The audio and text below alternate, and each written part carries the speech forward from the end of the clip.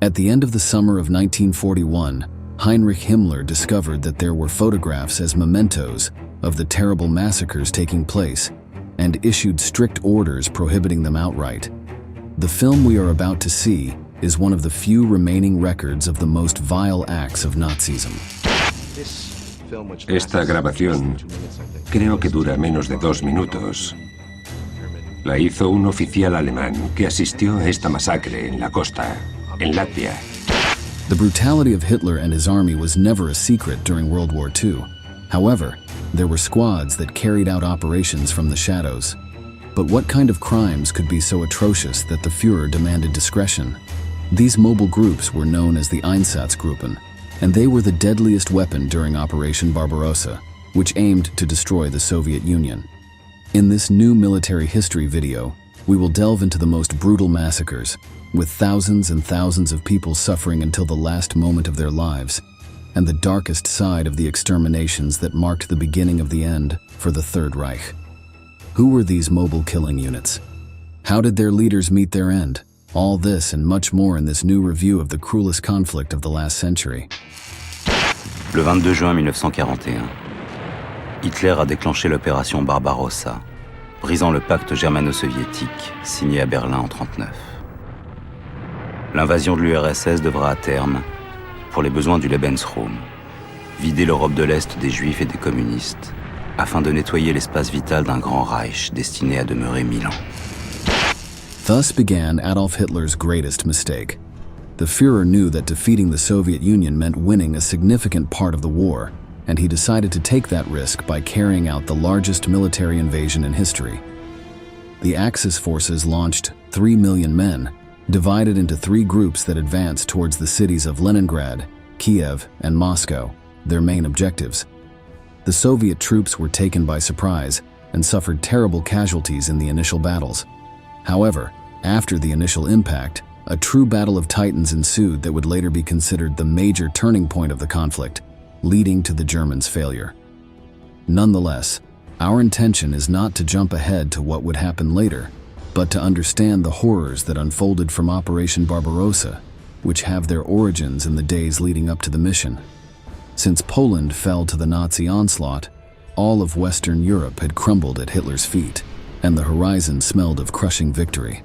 This feeling was part of what drove the Germans to the point where they dared to challenge an old ally. About 5 days before the massive assault on the Soviet fortress, the head of the Reich Main Security Office, RSHA, Reinhard Heydrich, gathered the main commanders of the Einsatzgruppen in Preszcz, squads that had been relatively unknown up to that point. These were mobile units operating in the shadows, but with a huge challenge ahead, they needed to come to light to relieve the German armed forces, known as the Wehrmacht, of their most uncomfortable tasks. During the meeting, they were given a very specific task: the physical elimination of all racial and political elements deemed undesirable. In other words, they were to be the executioners of Jews and communists. These mobile killing units were made up of SS and Gestapo members, and their brutality knew no bounds. A Ukrainian soldier named Stepan Farmiga recalls this group with a stark description. They were almost never at the front. They were mostly positioned in the rear. They killed people, did so mercilessly, and had a license to do whatever they wanted without nuance. They were not a combat unit. They treated their victims without any consideration. If something went wrong, they would execute you without asking, unlike the Russians, who at least interrogated and imprisoned you for 2 or 3 months. The Germans killed immediately. Divisés en 4 bataillons appelés Einsatzkommando et Sonderkommando, les Einsatzgruppen, littéralement groupes d'intervention, sont chargés de traquer, puis d'exécuter les opposants au nazisme, autrement dit les juifs et les partisans communistes. With that reputation, 4 commands arrived on Soviet soil to cover the different regions. Einsatzgruppe A was responsible for the Baltic countries and was led by Franz Walter Stahlecker, a former head of the Gestapo in Württemberg. Einsatzgruppe B was present in Belarus and Central Russia, under the command of Arthur Neba, perhaps the most sinister of the commanders. Before the war, he was involved in the Action T4 program, which was essentially dedicated to the mass murder of the mentally ill and disabled. Briefly interrupted, due to protests from Catholic Bishop Galen. Einsatzgruppe C was located in northern and central Ukraine and was headed by Otto Rasch, who had a doctorate in economics and law. This academic was also a polyglot, speaking not only German but also fluent in Italian, French, and English. Despite his academic credentials, which might have afforded him a different status in another context, he built his reputation for malevolence as one of the creators of the concentration camps, suffering from Parkinson's disease, which ultimately led to his death before he could be tried for his crimes. Finally, Einsatzgruppe D was the last and focused on southern Ukraine. It was led by Otto Ohlendorf, who, in addition to having confessed during the Einsatzgruppen trials to commanding the execution of over 90,000 prisoners, stood out in the Nazi orbit for his double degree in economic knowledge. Undoubtedly, some of these appointments were a demonstration of Nazi perversity, showing how academically trained individuals could become homicidal machines. With the assignment of each commander to a specific territory, the missions began. In a letter dated July 2, 1941, Heydrich informed his SS and Gestapo chiefs that the Einsatzgruppen would execute all high and mid-level officials of the communist committees. They would also eliminate commissars from the towns and Jews in party and government positions. Just 6 days later, another communiqué announced that from that moment on, all Jews should be considered partisans, and ordered the execution of males aged 15 to 45 of that religion. Additionally, Romani people and the mentally ill were added to the list of victims. By July 17th, Heydrich finally ordered the Einsatzgruppen to kill all Jewish prisoners of war from the Red Army, including those from Georgia and Central Asia, as they might also belong to that group. The targets of the killings continued to expand, and the executioners needed few reasons to classify people as potential prey. Unlike in Germany, where the Nuremberg laws of 1935 defined a Jew as anyone descending from at least 3 grandparents of that religion, the Einsatzgruppen classified anyone with just one Jewish grandparent, and it was irrelevant whether the pursued individual practiced that faith.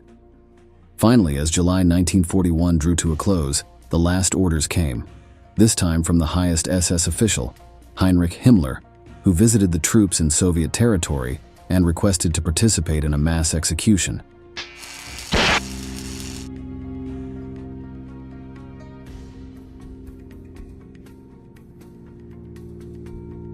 Malgré les 10 000 policiers et les 33 000 auxiliaires locaux venus renforcer à partir de juillet 41 les commandos de la mort, les effectifs des Einsatzgruppen ne sont pas suffisants pour venir à bout des populations juives qui disparaissent de mois en mois, par centaines de milliers. The extermination of Jews began to include everyone, regardless of sex or age, and additional directives shaped the methods of the killing groups, such as the requirement that the murders be carried out away from urban centers and heavily trafficked routes. The orders also prohibited photographs to avoid leaving evidence, but this was overturned by Adolf Hitler's morbid interest, as the Führer wanted proof of his subordinates' effectiveness, documenting piles of corpses. Beyond this, Himmler's visit raised another issue. The SS leader witnessed the execution of 100 people, and although he was satisfied, he noticed something. The shot to the neck, with the barrel aimed to hit the brain, was insufficient due to its lack of effectiveness. The waste of bullets represented an unnecessary economic burden, and, as was often the case during this conflict, it was resolved with more brutal methods. Remember we mentioned that Arthur Nebe was probably the most sinister figure among the Einsatzgruppen commanders? Well, this was his moment to shine. Arthur Nebe, commandant de l'Einsatzgruppe B en Biélorussie, avait participé au programme T4 de mise à mort par le gaz des handicapés, suspendu en août 1941 en raison des protestations d'une partie de l'opinion allemande.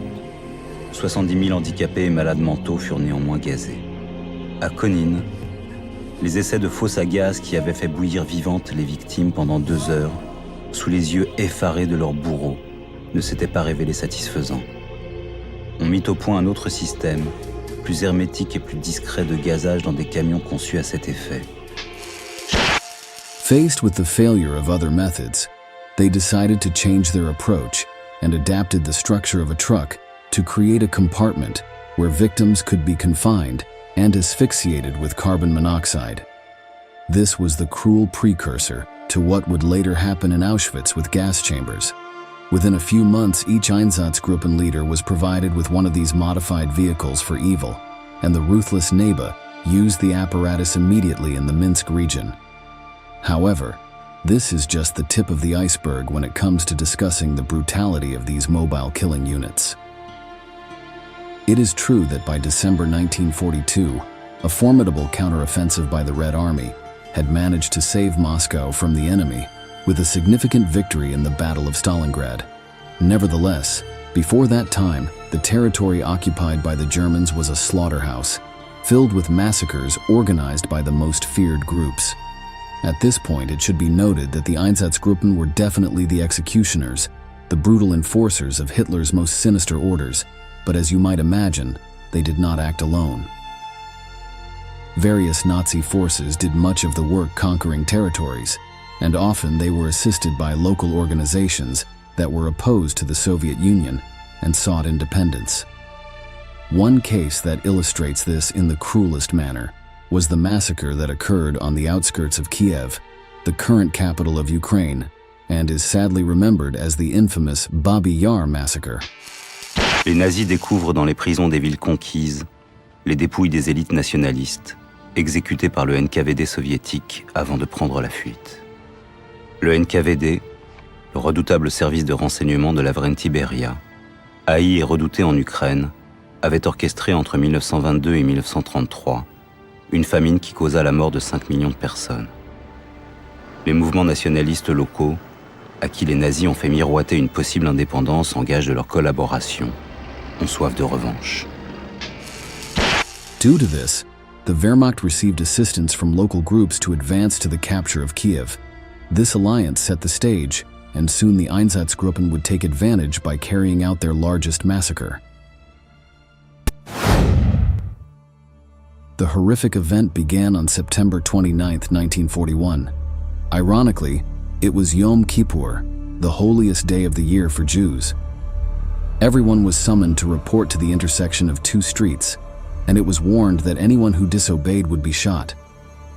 It was hard to ignore the threat, as they knew the Germans did not joke about such matters. For this reason, a large number of Jews from Kiev reported to the designated location, which happened to be near the train station. Because news of the massacres in other areas had not yet reached this Ukrainian city, those who showed up assumed that the railroad was the means by which they would be deported. Thus, entire families arrived at the meeting point in large numbers, carrying their possessions and food for the journey. That illusion slowly faded. After marching more than 3 kilometers northwest, they arrived at the Babi Yar ravine.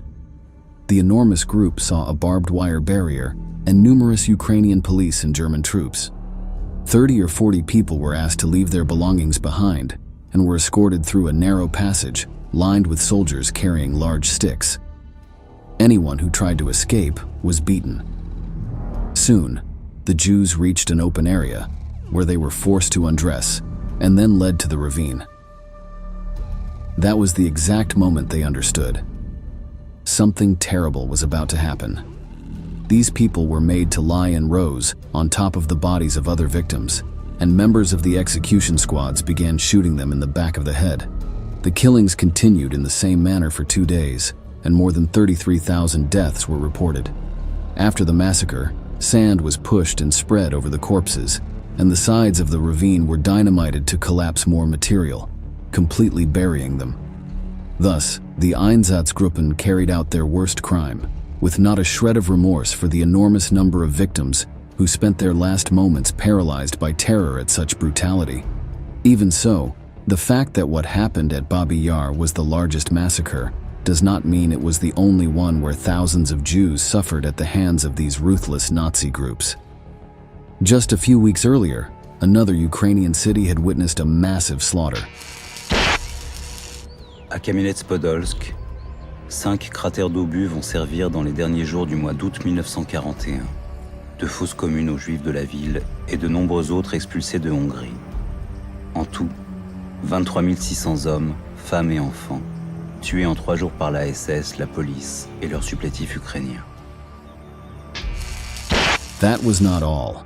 Another massive operation was the murder of more than 25,000 Latvian Jews from the Riga ghetto in 2 brief periods, on November 29th and 30th, and December 8th and 9th, 1941. Any Soviet corner reached by the Einsatzgruppen ended up stained with blood.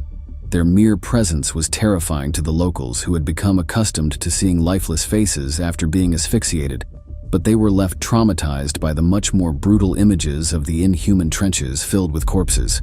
No one represented death better than these mobile units that scattered bodies throughout the USSR. Non sans éviter les excès de violence d'hommes socialisés par le meurtre de masse, sadisme, viol sur les femmes, enfants fusillés à Belaïa-Tserko ou enterrés vivants dans ce cimetière de Kamenets-Podolsk. Les territoires de l'Est sont le laboratoire inépuisable des expérimentations de mise à mort. Finally, all that horror lost ground when Stalin's forces managed to achieve a major setback against the German troops. The fervent Soviet resistance prevented their enemies from continuing their advance after a surprise attack, which undoubtedly was not part of Hitler's plans. The Führer felt the blow and decided he could no longer afford to lose men, so he ordered the withdrawal of his soldiers. Many experts confidently assert that Operation Barbarossa was the Nazi leader's greatest mistake, as after the fall of France, he had the opportunity to steadily strengthen his armies with the resources of the conquered countries. However, by going after the Soviet Union, he broke the backbone of his power, as 80% of the Wehrmacht's casualties occurred on the Eastern Front. The defeat was severe in view of the war, but amid the retreat, efforts were made to destroy the evidence of their infamous presence in Soviet territory. Much of the damage was due to the cruel work of the Einsatzgruppen, and although the records were successfully erased, it served little purpose. The memory of the victims remained intact, and even the criminals themselves could not bear their atrocities. Psychologically broken, they succumbed to intense alcoholism once all reason and empathy were lost. Reliefs were continuous, although some, after requesting discharge, relapsed into their racist vice. As time passed, the conflict came to an end, and subsequently they had to face justice. After the main Nuremberg trials, several other proceedings took place, including the trial of the Einsatzgruppen. It began on September 15, 1947, with only 24 defendants, when more than 3,000 Nazis had participated in that horrifying mission. Ultimately, 2 were sentenced to life imprisonment, 6 received lighter sentences, and 14 were sent to the gallows, though only 4 of them faced the scaffold for their death penalty: Paul Blobel, Werner Braune, Erich Naumann, and Otto Ohlendorf. By 1958, the remaining 10 were free. Thus, as happened in many cases, the men responsible for the most atrocious crimes the world had ever known were barely held accountable for such horror. The members of the Einsatzgruppen were no exception, despite being remembered forever as the most ruthless killers of the Nazi offensive in the terrible battle against the Soviet Union. Now it's time to say goodbye. Thank you so much for staying until the end. We look forward to having you join us for the next video.